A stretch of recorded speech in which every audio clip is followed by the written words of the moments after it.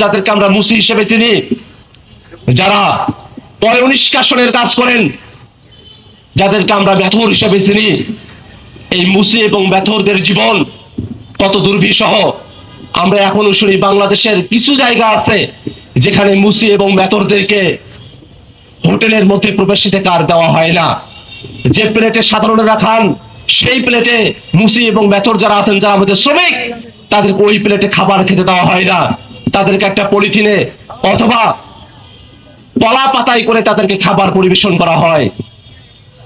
এই যে মর্যাদাগত বিভাজন, সেই বিভাজন বাংলাদেশে আমরা আর দেখতে চাই না। এক্ষেত্রে বাংলাদেশের রাষ্ট্রীয় কাঠামোতে যারা আছেন তাদের বাইরে বাংলাদেশের আপামর জনতার কাছে আমাদের অনুরোধ থাকবে, যারা পয় নিষ্কাশনের কাজ করে, আমাদের জুতা সেলাই করে, আমাদেরকে স্বাচ্ছন্দ্যে বাস করার সুন্দর একটা পরিবেশ দেওয়ার যারা চেষ্টা করেন, তাদের মর্যাদা ক্ষুণ্ণ করা হয় এমন কোন কাজ বাংলাদেশের মানুষেরা সামনের দিনে আর করবে না।